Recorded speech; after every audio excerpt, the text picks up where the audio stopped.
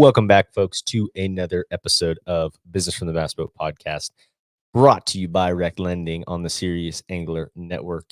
And guys, today we've got a great show lined up. First things first, though, I do want to congratulate Mr. Ken Ma on a win on Clear Lake. Wire close win from that perspective, but just cannot believe the heater streak that Mr. Ken is on. So we will need to get him on one of our show platforms here shortly, because good gosh, he's unstoppable right now out west, and it's cool to see that dominance happen. He closes really well in tournaments. It's really good to see it. It's such a great dude who is pushing for more of a professional level tournament fishing out west. So got to appreciate that. But today's show, talking the other side, or sometimes forgotten side of tournament fishing. I shouldn't say forgotten, but there's sometimes I feel like there's a little bit of a lack of respect. And so that's just my take on things. But the kayak world is something that, I really don't know a ton about. I've obviously the show with Bailey and with our kayak fishing weekly show. It's kind of been interesting to learn and hear about the tournaments and how it all works in the kayak world. And we've done this in the past, but this is more so just an update, I think, to understand the kayak industry a little bit further. So without further ado, we're bringing in Mr. Bailey Eigbrett of the Serious Angler Podcast. What's going on, Bailey? What up, dude? Not much, man. Not much at all. Just making it all happen in this crazy life that we live. Some way, somehow fitting in the small sliver of a calendar opening we got. That's exactly right.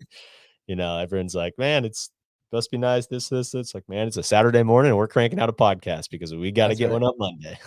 That's right, buddy. Dude, it's I feel like the struggle nowadays isn't even like the tasks that we have anymore. It's the fact of like trying to find the time to actually get them done within our calendar. Like it's unbelievable. Yeah. It's the most precious resource, dude. Like, for real. Out of everything in the world, like, time is the one that is the hardest to figure out in my book right now, anyway. Yeah, my dad's always said stuff like that, where it's, as you get older, money's money and things are things, but time is like obviously the most precious. And I'm like, yeah, whatever. I want a bow, I want this, whatever. Like, and then as I'm starting to get further down the road, I'm like, yeah, maybe he's right. I just need time, man. Dude, dead on. Like, that's, yeah. I agree 100%. And I think that is part of my guiding light going forward, is to figure out the time stuff. But dude, anyways, I first congratulate you. This was a couple weeks ago, but on your fantastic finish on Murray. That was great to see from a kayak perspective. But I guess maybe that's a good place to start. That was a Bassmaster kayak event, correct? Yeah, it was actually a record-breaking event. It was the biggest one Bassmaster's ever had, with 258 anglers. So it was a pretty big event. Yeah. That is a lot of kayaks on the water. I mean, that's insane, man. It was a lot, but I was actually surprised. I don't know if it's just, dominated by a lot of the southern anglers, that they're maybe more afraid of the clear water, or they like maybe they were kind of deterred with some of the warming, dirtier water that Murray had, because it's kind of like half and half. The lake's kind of split up, at least the week we were there. But I think at most I saw at ramps was 5 or 6 people. I launched with maybe 6 or 8 each morning of the tournament. And then actually, like, where I was fishing, I think I saw 2 kayaks max a day. Oh, wow. Which was actually pretty nice. Yeah, it was cool. That's awesome. Now, is just Murray? I've never been anywhere in the Carolinas fishing wise. Does it fish pretty big in general, like in boat events as well too? Do you feel like that guys can spread out on that place? I can't really speak for the boating side. I mean, looking at like the elite event that was there last year, it looks like basically there was a one boat for every single point that the lake had. But again, it's a different time of year. But from my understanding, it can spread out pretty well. There's to my knowledge of it, I mean, which is, that was my first time there. It didn't seem like there was a community hole, if you will. I think the community hole on there is just basically the millions of docks that it has. But obviously it's known for cane piles and brush piles, and it has eelgrass, coontail, things like that. That I think there's enough of it around that it spreads people out, at least from my knowledge, though. There's probably a local sitting here that's saying, hey, an idiot. There's something, but I know the creeks, some of the up lake stuff where we got into the river system, that was pretty crowded, at least from a launch standpoint. But obviously, not everybody's fishing the same stuff. Sure, sure. Yeah. That's I mean, I think and going off of your hat, first of all, we need to figure out how to get some of those hats around with this in today's controversy of live scope and forward facing sonar. The scope and hope hat for those of you listening to MP3 that Bailey's on has on is just, I mean, fresh. Like it's got some old school camo, big old sign that says scope and hope. And and so tell me a little bit about that, just because in my opinion, or what you kind of have seen in how I've always viewed kind of the kayak stuff traditionally, was like, man, you can take these kayaks in places you could never get a bass boat in on these bodies Mhm. of water. You can go way back up a creek. You can do some crazy things, go under culverts and stuff that you just can't quite do in a bass boat, especially a full size bass boat. So uh now you're seeing maybe a little bit more, just like in the regular world, of this electronics dominating Mhm. events. But what's your take on that? How was it on Murray from that perspective? How many guys were out, forward facing sonaring versus maybe fishing shallow traditionally? Yeah. Well, first I'll give the hat shout out to my boy Jake Angulis. I probably butcher his last name, but we talk a bunch over social, and they were fishing this event. Him and like Ryan Nye, Nick Audi. There's some of the northeastern boys that are hammers, and they're really good at catching them shallow, but they're all pretty damn good at scoping them too. And I show up to registration for that event on Murray, and I run into them and say hello, and I see they're all wearing these scope and hope hats, and I'm like, dude, where can I get one of these? These are pretty cool. And they sent me one. It's pretty dang cool. So if people are curious, I'll send you their contact, or if you guys have them on social, reach out and they'll hook you up. But um, man, I still think the traditional methods like anti-electronics type of deals still doing very well and very prevalent in the kayak fishing space, because the guy that won the event didn't have forward facing. I think Mm. he at most had side imaging, and caught him deep as well, which like was super cool. I was the guy in the back of the room at awards when he was like, "You don't need live scope or a motor to win," and I'm like, "Hell yeah, brother!" Like I was like it You're was fired cool. up with it. Yeah, he Yeah. smoked us without it, man. But there's definitely some tournaments where guys are using it. I mean, it's no secret that the tech has unlocked, what fish are really doing, the ability to learn and all that mumbo jumbo that is honestly regurgitated at this point. Mm. But I mean, it's prevalent in the kayak fishing space. I think there's a lot of people that have it that are, I think right now it's hurting them, because you definitely need to be a lot more strategic in the kayak side of things when you're using it, because you can really send you down. When you're in a boat and you're moving faster, it can send you down a rabbit hole of distraction. But in a kayak, when you're not moving as fast, it can waste so much of your time. So if you can learn how to use it, like if you're already an offshore guy, like I was before I even had forward facing sonar, you can apply it pretty easy. Mhm. But there's some guys that are applying it perfectly that fish shallow already. Like they put on, a landscape with Mega Live, but I think it's perspective with Garmin. Like they're already fishing shallow, and they just use that as a means to, find something here or there, make specific casts. But I think the guys that are, at least from my personal opinion, that are doing really well with it are using as a hybrid. Like you have a plan shallow and you have a plan deep, and it's maybe you're picking off a few different fish or getting a limit first thing with forward facing sonar offshore, and then you're going up shallow to try to call. Um, you don't see too many events right now that are dominated That are by just forward just facing guys sonar. scoping. Yeah, yeah. Yeah, but I mean, there's definitely guys doing it though for sure. You're seeing that cross into it, and I will say it's a lot harder to use forward facing sonar in a kayak than Oh, it that's is the in a first boat. thing I thought, is It's like, a you I don't call have it an a orchestra, honestly, because like me and the Hobie, I have a 360 drive, which for folks who may not know, like you can change your pedal 360 degrees, so I can go like directly sideways if I need to. Like that's it's wild. pretty sick, at least from the kayak side of things. It's sick. Yeah, But I have the steering of the kayak, which takes my one hand to do, and then okay. my other hand steers my hand steering for forward facing sonar, which can turn my transducer. And then I'm also trying to, have Fish. my bait in my hand, like So it's a whole orchestra to try to stay on and always have it in picture. Like any lick of wind, and it is quite the hand-eye coordination to do it and do it well from the kayak. So it could definitely hurt you.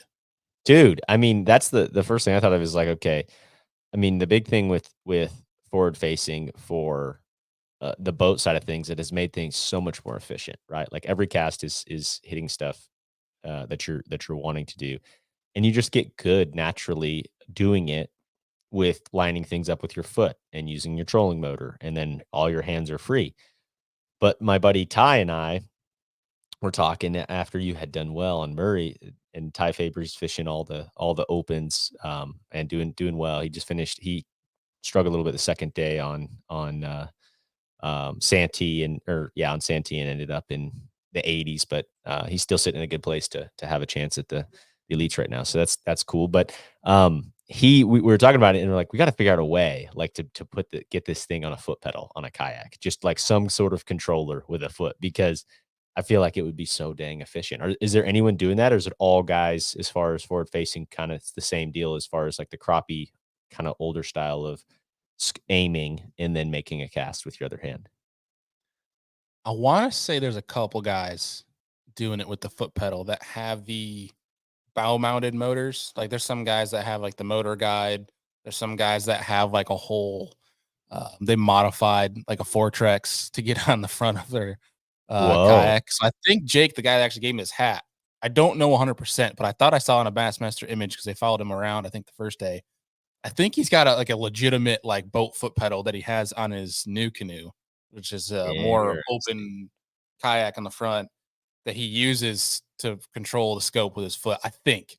I could be Interesting. wrong. That could be simply just steering for the kayak, but um, 95% I would say are doing what I do, and they have a handle on the side that has like the sniper marines, the different things like that that you're Right, able right. to then swivel with your hand to change that. So if there's a way to do it, I mean, the only issue is like it's a balance thing, because Mm. majority of the time you're sitting down, and if you're standing up in a kayak, it's very hard to pick up one leg Oh, I because don't doubt that. obviously the whole kayak will rock to one side, so there's definitely the difficulty there. But I think if there's a way to make it more hands free and be able to turn that live, like there's a big opportunity there.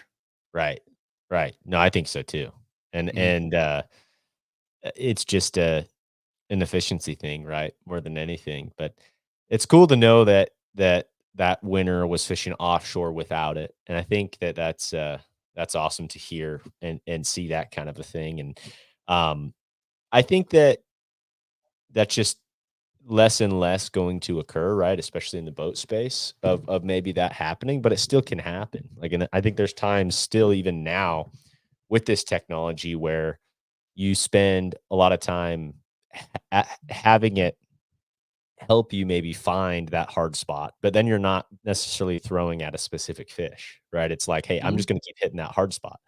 And that I feel like is where people I think maybe go a little too far on the naysaying of the technologies, because they're like, well, it's you're hitting every single fish and all this stuff, but it's not always that case. It might be to find the brush pile and make a more efficient cast, but it's not like it's a targeting a specific fish every time. And so it's kind of a anyways, I mean, like you said, it's been Yeah. so much argument and regurgitation of this topic, but Yeah, I mean, I'm with you 100% there. There's probably more times than not that I'm more using it to make a more accurate cast than I am actually targeting a specific fish.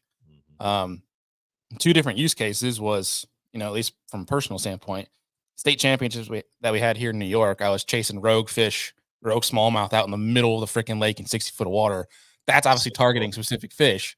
But Right. then when I won the New York Invitational on Oneida in October, I didn't see a single freaking fish that I casted at. There was these rock piles that are in the middle of these grass flats that I'm Mhm. using, but they're so small, like the size of my desk.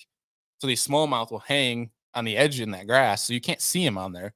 I'm Mhm. using it just to make a specific cast. I'm lining up, making the cast, and then I'm not even looking at my Right. forward. I'm You're just looking at fishing. my rod tip. Like Yeah. that's all it is. So there's different use cases. It's more like I say a lot of people use it as a more dialed in 360, if that makes sense. Yeah, I agree. A pinpointing version of a 360 or something to make Mhm. that specific. And that's been I would say 75% of the time when I'm fishing with forward-facing sonar, I'm using it in that manner more so than I am on a specific fish. And yeah, I'm gonna watch if a specific fish comes off of a piece of cover and pay attention and try and catch that fish. But a lot of the times it's to throw at the structure, Mhm. for me anyway. So totally agree there. So with the kayak space on, the first event from Bassmaster on Lake Murray. So what are I know there's a couple of different leagues on the net from the national tour. Like what's like what would be the equivalent of the Bassmaster Elite Series or the BPT? What are kind of that top tier when it comes to the kayak space? I think right now it's shifting because it Okay. used to be the Hobie Bass Open Series. And I still think, at least as of right now, I would call it the Hobie Bass Open Series is like your elites in regard to, I don't know, because it's a tough question because I don't want to take anything away from the Bass Pro Tour guys because obviously those are legends of the sport. And then some, obviously you got Becker and Elton Jones Jr., some young hammers. So there's I think there is a shift going on right now though, where kayak anglers at least they used to look at Hobie Bass Open Series as the one trail to go fish the best against the best. Um, Right. and I still think it's there, but it's fading and it's slowly starting to change into the Bassmaster Kayak Series. And I think one that's because there's been a lot of changes with Hobie year after year. It's Entry sounding fees very are going similar. up, payouts are going down. Where it's like your ROI for that series is kind of like anglers are looking at Bassmaster, where the winner for Murray won over 13 grand, which at most you could win with a Hobie in the past was 10, and even now you can barely, even if you get close to maxing out, win 10 grand on a Hobie series. So people are looking at, I think Bassmaster also just having the namesake and being affiliated with the organization Totally. has the biggest upside across the board. So I think like your epitome for anglers fishing the best against the best by the end of this season, I think all change to Bassmaster. Wow. Um, That's a bold I think statement. I think so, and then also because it's tied in. The championship is Classic Week, so Classic. Right. there's a lot of buzz around that, and it's at first it started as basically no one even realized it was going on. Like I fished the first one, and no one no one really cared, and not saying that they even still do, but there's definitely more people that are paying more attention to it and putting some more respect to the name anyway. During that week, and you get some more attention. And I think year after year, if Bass keeps improving the way they do, they made a big improvement signing on Steve Owens, who's one of the greatest guys I've seen in the kayak side, but also an incredible tournament director. Um, Not saying that Hobie BOS doesn't, because they have AJ McCorder over there, who's one of the best for the sport and really helped improve the tournament side. But I just think with bass and anglers, when you year over year, I think there's going to be so much more value in fishing the Bassmaster side simply because of the media output and the different reach that you can have fishing that. Right.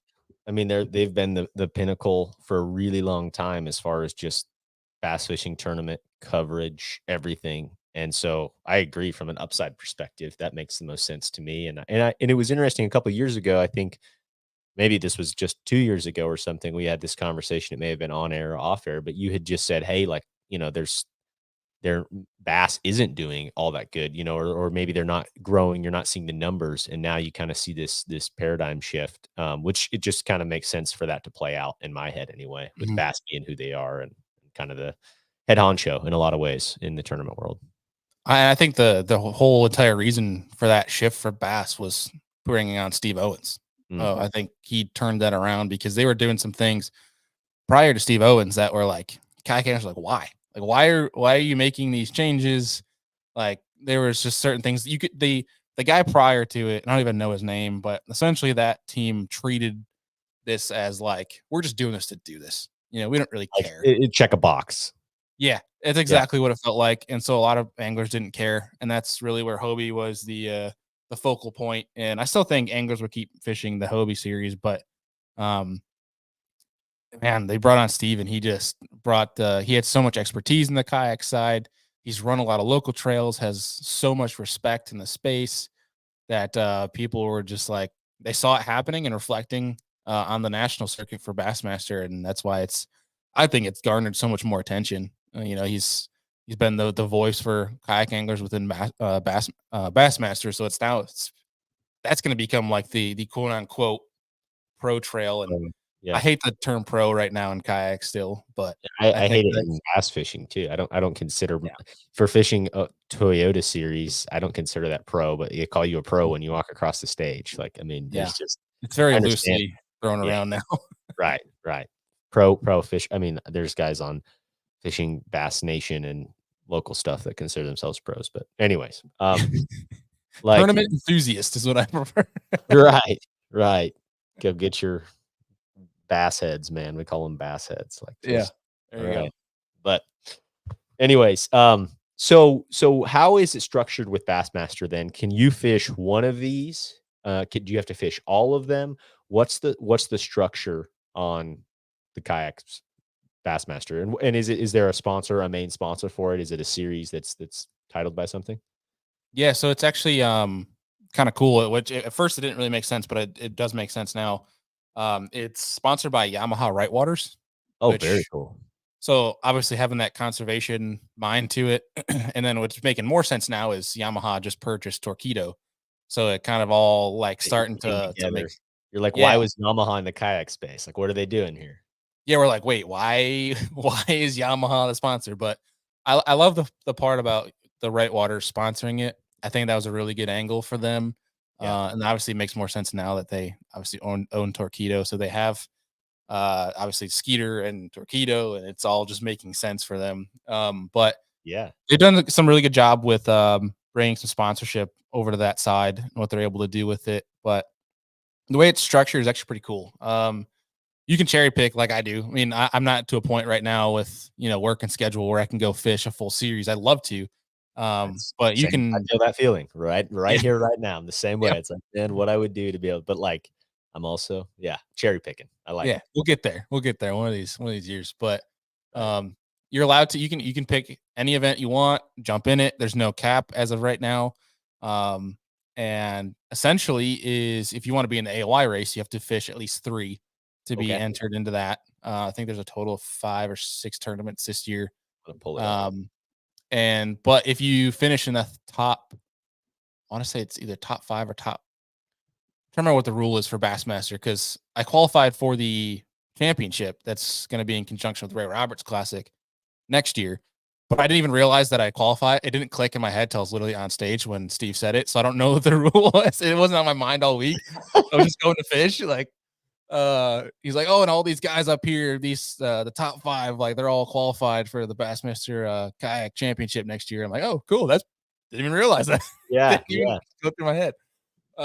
So you can like in a you can go fish one event and qualify for the championship anyway. You just can't That's huge. qualify for AOI race.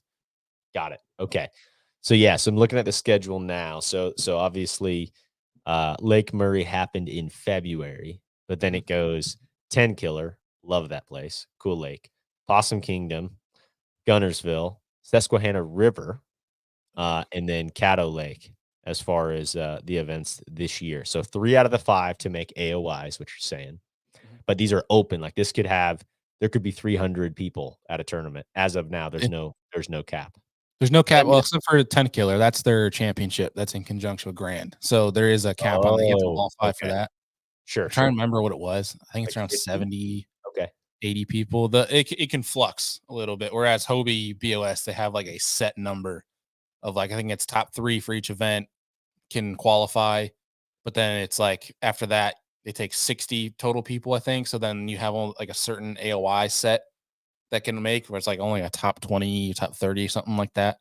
But yeah, Bassmasters pretty open ended on that, where it's like a mix of qualification, but also like a little bit more open ended. Your barrier to entry is pretty low because it's entry is cheaper than Hobie too. It's $250. So the Okay. ROI is pretty good on it. So it's 250 entry fee on all of these. And is Mhm. the championship if you make it no entry fee? That's a great question. I have no idea. Okay. Well, you made it, so you're gonna have to find that Yeah, out. that's right. I've got to figure it out. I assume it would be though. I assume it Right. would be entry fee. Okay. Okay. Got it. So and then 258 guys in this last one. So like what did first take home in that situation? Took over 13 grand. That's awesome, man. Yeah. From a plastic On a boat, I'd say it's pretty $250 damn good. on a $250 entry fee too. Mhm. That's really cool. So you're seeing that, and then I mean, are there, I would assume, and just thinking not just from a tournament winnings perspective, but the YouTube space and the way we kind of see how different guys structure their lives as far as the ability to chase tournaments. How many guys do you feel like are chasing, fishing all of these, or maybe fishing the full BOS or Hobie? Is it Yeah, that Hobie BS. season, I guess? Okay. What is like the percentage of the field of that 200, and how many guys do you feel like are roughly gonna stick it out and fish a full season nationally? Um, I'd say percentage-wise, fishing the full thing, maybe 10 to 15, maybe Mhm. 20 at Yeah. most. Okay. There's definitely people that are fishing the full schedule. I think, a lot of them, though, have jobs that allow them to take that PTO to go and do that, or Sure. maybe it's not paid time off, but it's, they're at least allowed to take that vacation time to go and do that. There's some Mhm. people that literally will fish all events, but they don't practice. They'll just show up on a Friday, Roll maybe in. sneak in a couple hours and then just roll. And there's guys that do that and do really well, which Dude, it's, isn't I that think it's crazy to awesome. me? Yeah, Yeah, it's sick.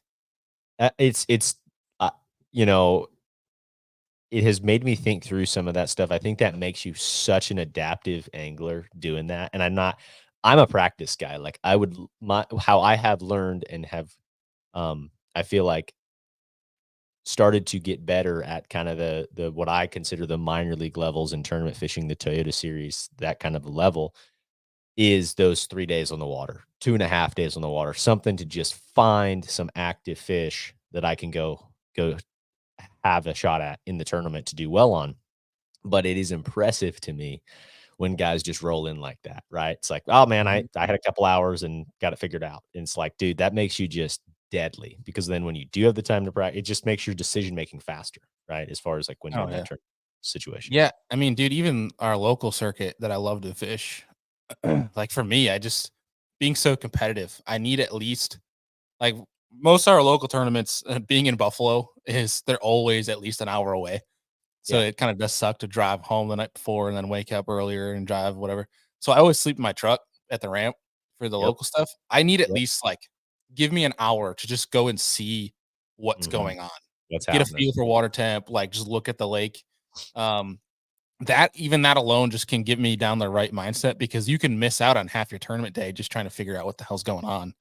So there's people when they Right. do that, especially on the big scale, they throw $250 down to go fish and have no practice and do well. I'm just like, that's a big baller move right there. So I get impressed by that, man. Where to your point, like those tournaments, I need at least 2, 3 days of practice. Or like the Susquehanna River, just give me a day because it's river fishing, man. Like, and especially that place, there's fish everywhere.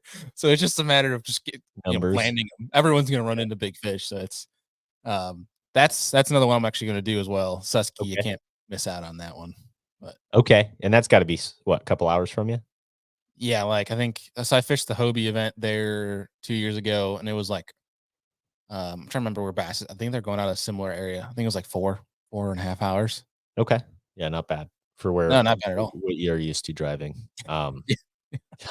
So so are you gonna try and get 3 in then to try and do Angler of the Year? Is that your goal?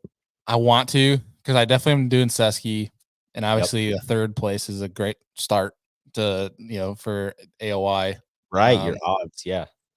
and then I would love to do. Man, I really want to do Possum Kingdom so bad. It's just more of like it's a April stuff. 23-hour drive. Don't know if I could take the time off. Yeah. So part of me thinks I might want to try to squeeze in Gunnersville, but it might be a long shot for the fact of half the dang field that'll fish that is like home lake is Gunnersville, or they've been there 30 times. And I've never Right. been there. Hey, that doesn't, Um, man, I that does, I mean, it, like, messes with your head a little bit, but doesn't necessarily mean all those guys look at things differently, in May yeah. there, you know what, it's probably starting to get to where you see some awesome offshore stuff, Mhm. like, they're starting to get out there, and I feel like that's kinda your jam, so, I don't know. Yeah, I'm thinking about it heavy, but I'm also like I had the two things on my shoulder where one's like just do it, go for it, and then the one's like you already qualified for the championship, don't pay the Why? Yes, travel this year. Yeah, I'm just like, what do I do? I know that feeling, dude. I know that feeling. Especially Well, that this year, man, economically just being not cheap. So it's right. just like I don't know. I get it, dude. I get it. And I've been very last minute on a lot of tournament decisions this year just because it's like, man, it just lines up. If it lines up, I'm going. If it doesn't, like, and you don't want to kind of have that excuse. I wish I had it more where it was lined out, like I'm going no matter what. But Mhm. sometimes, like you Yeah, said, you gotta look at it economically, and it's like gotta something work wise that could make a lot of money. Got to be a little careful about leaving that on the table to go chase a yeah, try and make a couple $1,000 if but that's what I yeah. love too. So Yep, it's a tough battle. that's What right. about Caddo Lake in October, way down south? Thought about that at Uh, all? I think I can make it. It's more of I still hate cattle right now, so it strikes a nerve. 'Cause the Hobie BOS that year, 2 years ago was my first year really trying to go hard on the national scene and so, like, completely, uh, overseeded my expectations. I second event, win 1, and qualify for the TOC, but then also double qualify. I think going into that championship, I was, like, 7th AOI for that, so I double qualified for it, go to Caddo, get on something really good in practice, and then don't even catch a limit the first day and just sucked and went home the second day of the tournament out of a 3-day tournament, purely just because there's no point, like, when you're in almost dead last to fish and get in people's way. So All I right. went home with my tail tucked and watching day 3 from my phone. So it was I don't like cattle right now in the fall. So Not a I'm like, fan, do I do that? Do I go get revenge or do I just steer clear? right? Yeah. That's a I long drive too for me. That's that another would be 20 a minute, long drive. 22. Yeah. Phew. No doubt. I mean, I think Susky makes the most sense. Like that totally makes sense for your wheelhouse and everything else being close to you. Just go do that one and Just go, yeah, it's fun. yeah. Well, it's got a different approach on tournament stuff here a little Mhm. bit, just of trying to think through your best ROI on some of this is like because it's all learning and progressing. Like that's the stuff I enjoy. And so it's like how much of your time is better spent fishing locally sometimes or learning how to do something, right? Like if you are feel like you're a little behind on the forward facing sonar trends and you can spend a lot of time on any lake near you, I promise you there is an application for it. Whether you're fishing muddy stuff or clear water and however those fish set up, like you can learn just Mhm. simply putting time in behind those units. Well, and I think too, like to that point, like on the kayak side of things, again, we're talking ROI here, like plastic boat, no maintenance, no gas. Like you can make a decent amount of money locally in kayak tournaments, especially if you got states with a couple trails. Like Mm, if you feel confident in your ability, like I think it's one thing too. Like if you don't feel confident, I'm not saying don't travel nationally, but like fish as many tournaments as you can locally. Because one, your expenses will be low, but you're also fishing against good anglers. And as you start doing well more and more and more in those, maybe then make your jump because it could make more sense for you for the national side. But like you can make decent money locally. I mean, I made more money locally than I did nationally last year. That's for damn sure. dude, that's always the joke and debate we have tournament fishing too with buddies. It's like, okay, like, talk about how much you spend once you start adding expenses, boat gas, truck gas, all that stuff. It's kind of a tough argument. It starts, everyone likes to talk about that. Oh, I cashed a $9,000 check. Well, it's like, man, that's great, but you spent 4 to get there. Like, Yeah. and Yeah. no one likes to talk about the expenses side, which I get. Like, you always like talking about the winning side, and I'm the same way. But it is you're dead on when those couple $100 or $1,000 checks close to home sometimes are a little more efficient when it comes to all this. But it's chasing it, right? Like it's fun to Mhm. go fish new places. Oh yeah, 100%. And that was purely my motivations for this year, where it's like I wasn't chasing anything. I just wanted to go fish new lakes, and that's the whole thing where I talk about like the cherry picking for schedule. That is awesome for anglers, where it's like you've never been to Santee Cooper, like yeah, it's a tournament, it's another reason to go do it, but like it gives you a reason to go explore a new place. And that's what I Right. find the enjoyment first and foremost beyond just the competitive side. Where I love that where it's this year is kind of cool for me. Like I can tell I'm developing mentally as an angler where I went into Murray like in past years where it's like, man, I have expectations of myself. I want to do, I can't, the whole fear of failure thing. Mhm. But I went into it so calm this like in the Murray event. I'm I'm like, I fishing. don't care. Like if I bomb, I bomb. Like whatever. Like I'm just exploring this place. That's my first priority. Is just have fun.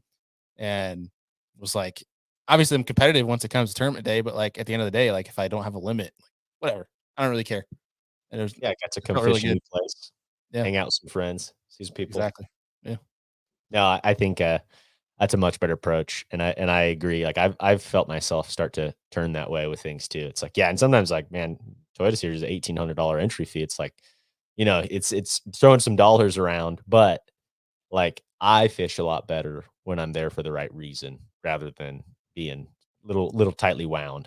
Sometimes I feel like I do better when I'm like, "Man, I'm getting to fish freaking Clear Lake or the Delta or Havasu," just some unique place that is, that I cherish. And so I'm with you. Totally understand that perspective. Mhm. And so these guys that maybe the 10-15% that are chasing this more so on a full-time perspective, right? Like there's not probably enough meat on the bone just in tournament winnings. It's kind of the same way in the boat world. Just the differences in the boat world, right? It's your expenses are so much more. There's a lot more dollars on a paycheck per se, but your expenses are so much higher. But on this, like, are they monetizing it through YouTube? Some of these guys that are like more so true full time, or is it guys like you're saying that have that ability to do the job thing, right? Which I think is a great approach. I think that approach needs to be looked at more in tournament fishing in general. If like this is your passion, like there's a lot of situations I think career wise to kind of get yourself set up to be able to do that kind of a thing. Yeah, I mean, I think there's a lot of the percentage that can fish all of them that are doing that. Like it's whether it's your a lineman where it's 2 weeks on, 2 weeks off type of deal, like that you're able to fit in the schedule, Mhm. or it's Pilots, right? Like, pilots seem to right. have that same fire guy Yeah, like, there's a lot of guys out west, tournament guys that are firemen, like, that kind of a thing. yeah. I mean, there's a whole handful of different occupations you can do it with. So I think there's the majority of them doing that, but there are a few that are doing this full time. But I can guarantee they're not doing it off of winnings. You can't.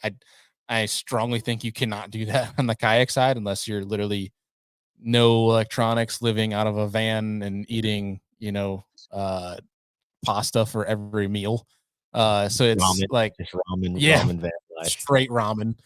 Because like, I mean, looking at it, 13 grand is a great payout from a kayak side, but Mhm, if you want to be able to afford all your expenses, don't have like sponsors backing you or anything like that, like, you're gonna win.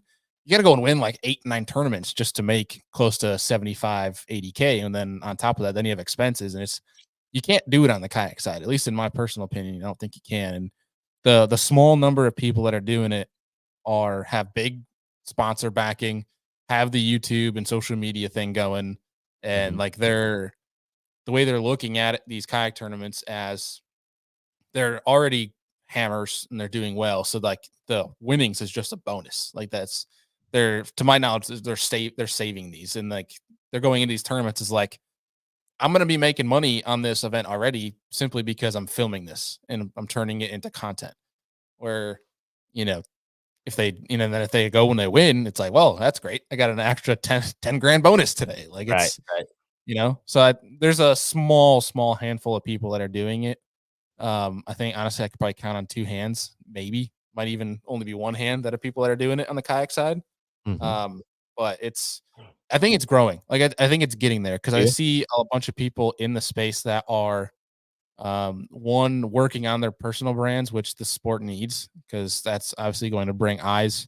You get some of your leaders that are doing it, like a Christine Fisher, that is great on the content side, but also fishing like every single tournament she can.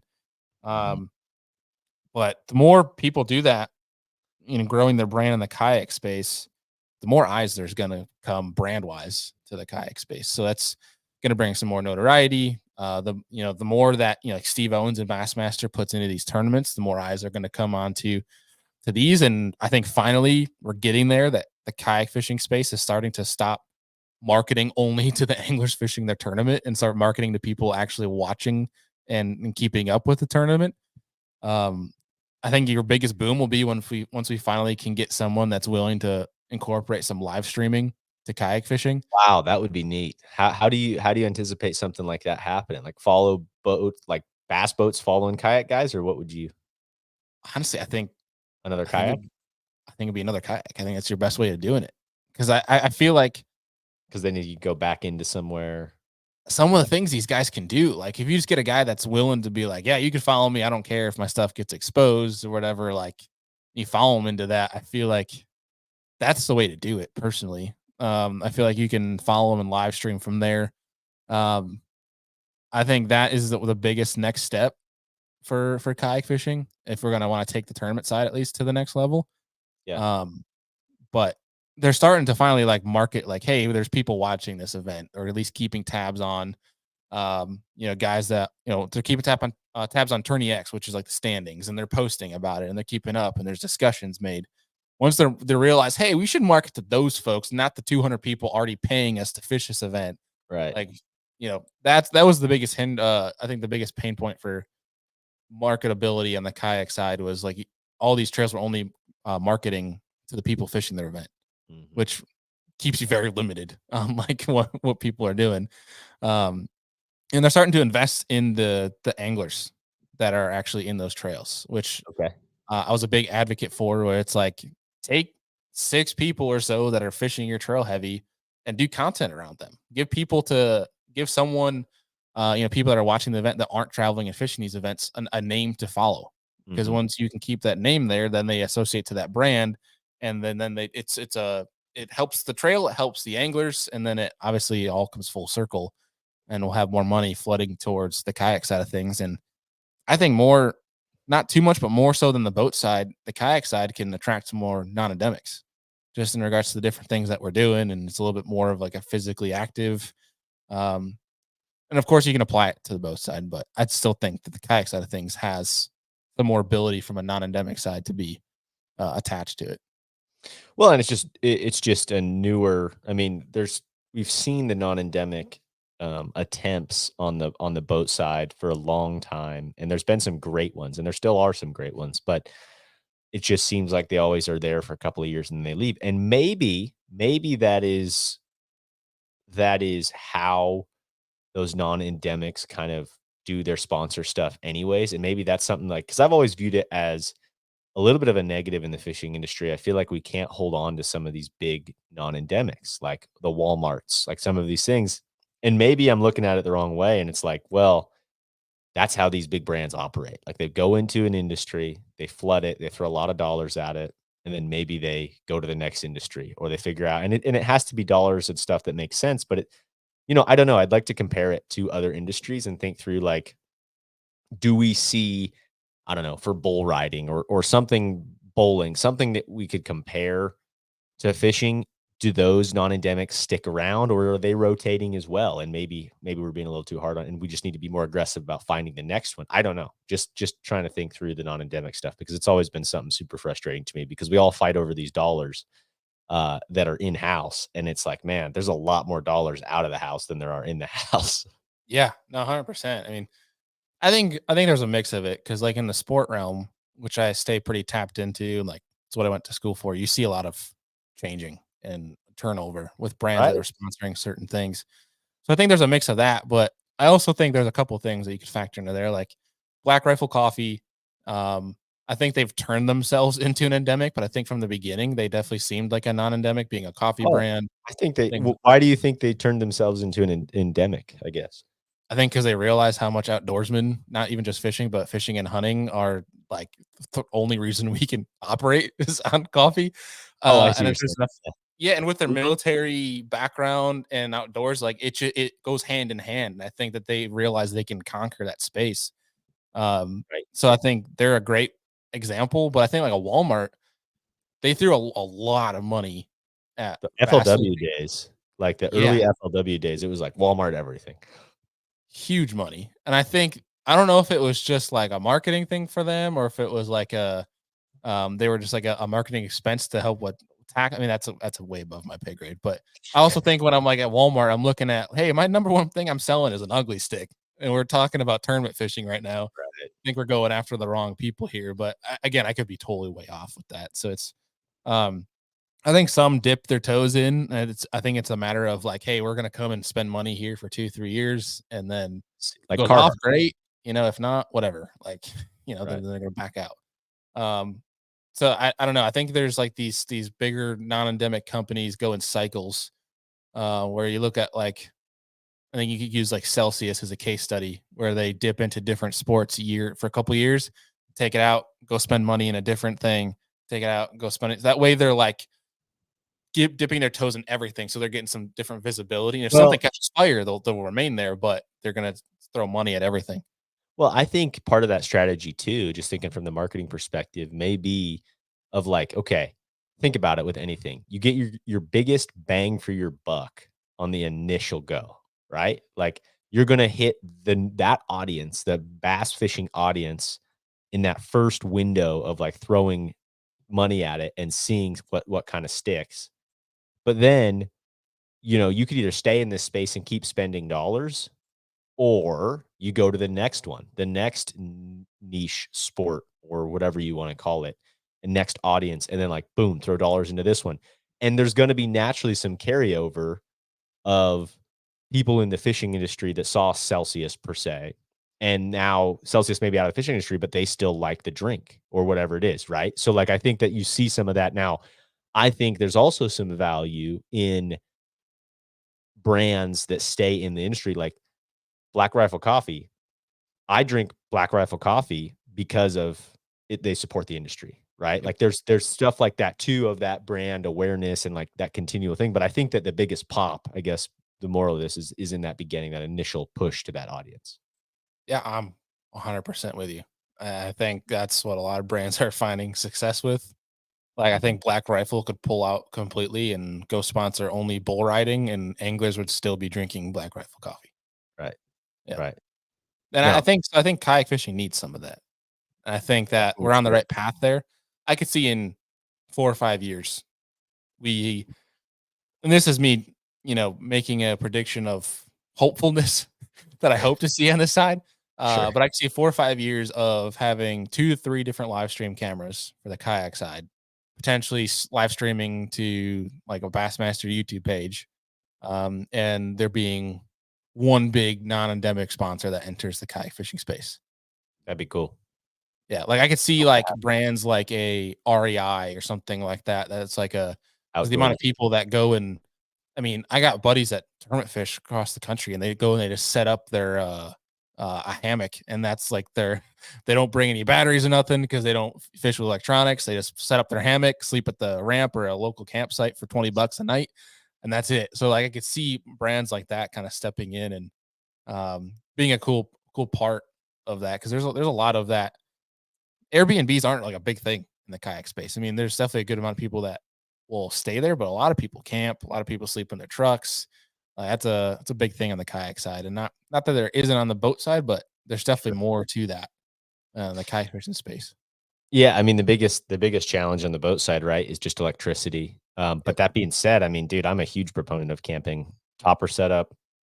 I mean, there's something to be said for staying at the ramp. Like that is huge to me, to not have to figure out how to get to the boat ramp and this and that. And like, and then I do enjoy, and from a cost perspective too, there are times when I enjoy doing an Airbnb or something because it's with a group of guys, right? And we're cooking, and there's that happening, that socialization that's also happening during the tournament. We're all here to compete in this, but it's like, man, it's fun. You get to have a couple of beers with the guys and talk fishing. Oh yeah.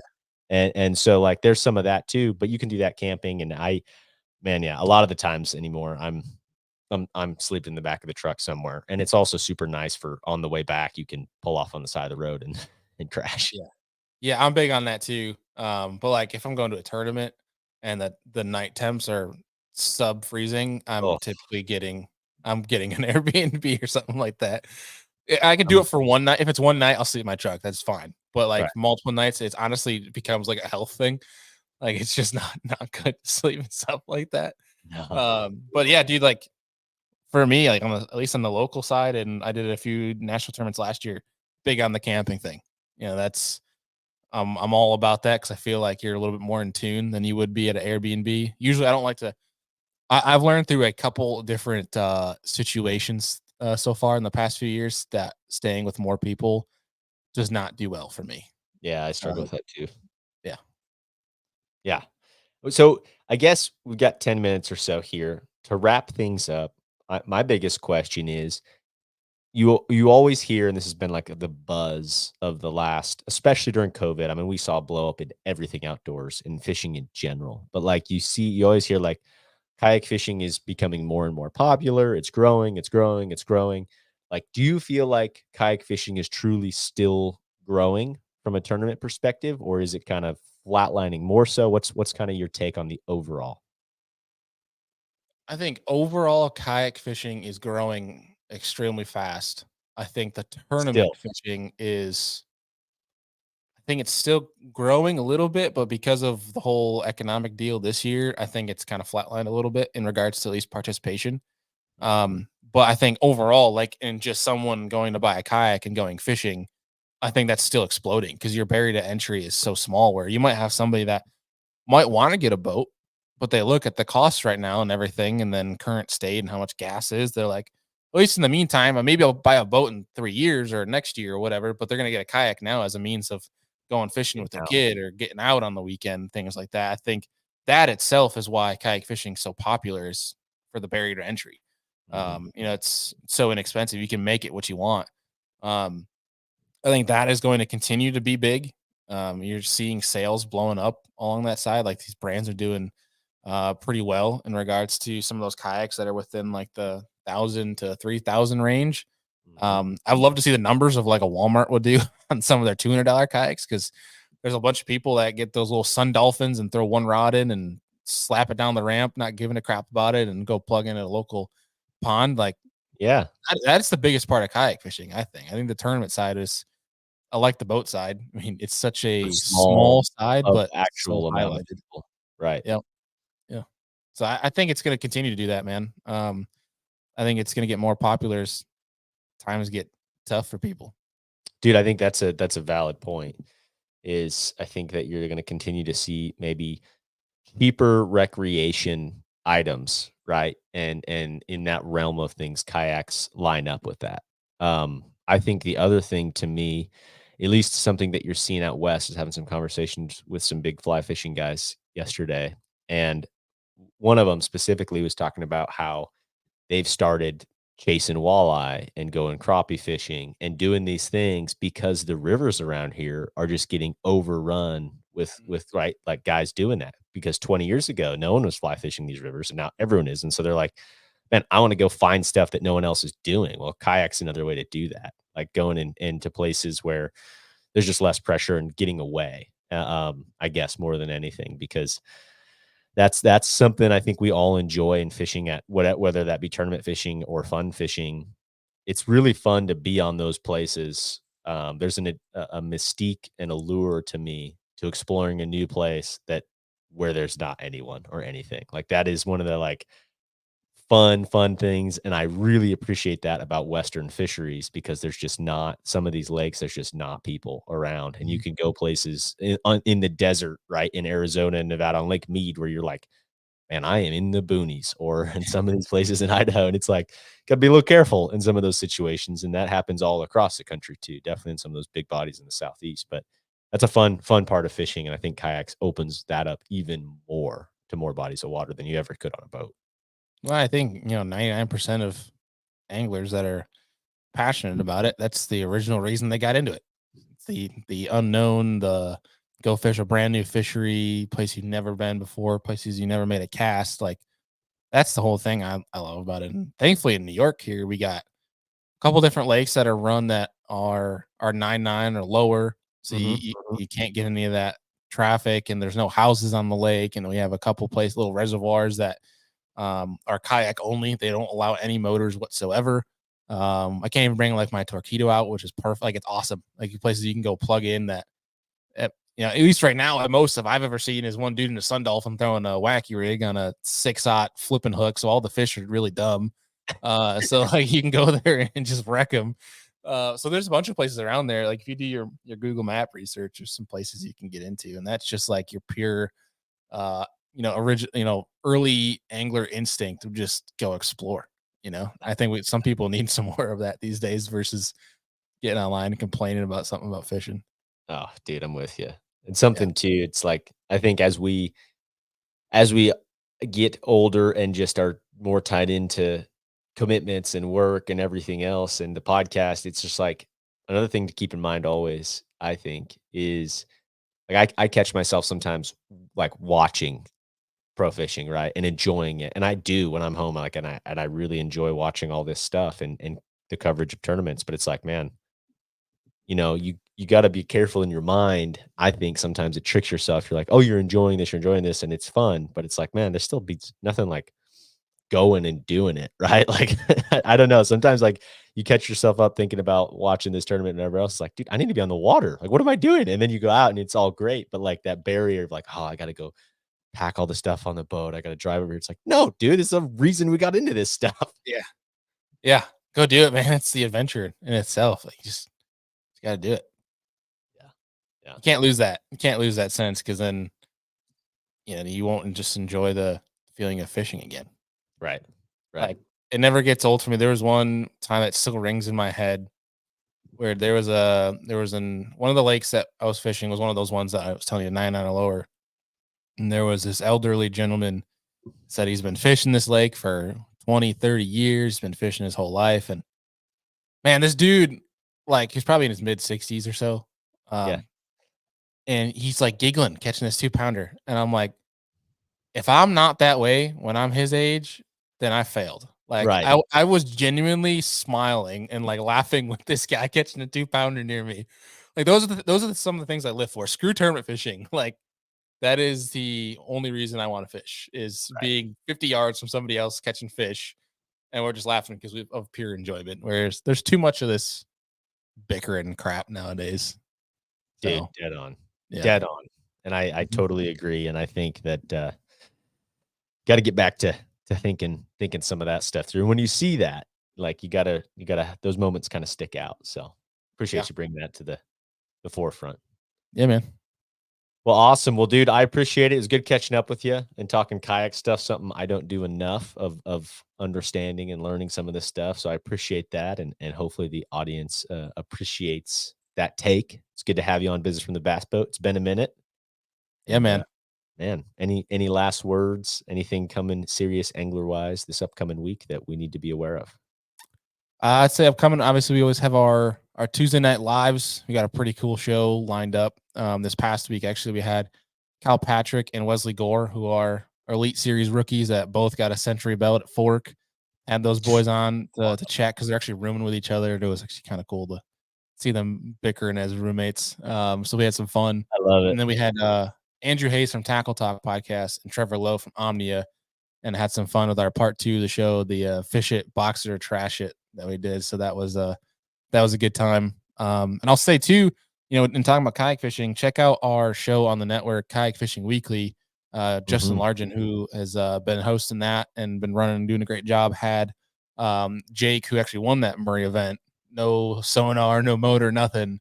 He had him on the show this week, so you guys can go check out that. And he was yo-yoing a 3/4 ounce jackhammer. Is how he's catching some of his bigger fish. And I was like, yes, that is awesome. So I'm sitting here, That is 6 pound good test stuff. and a freaking underspin. This dude's throwing 20-pound tests and a big jackhammer. Crap.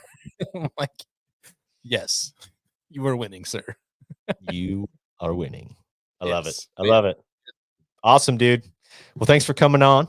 And I can't wait too for our next fantasy fishing show talking about the classic. That's another big thing coming up here. Hell yeah. So, all right, buddy. Well, you have a great rest of your day. Appreciate you. Same to you, man.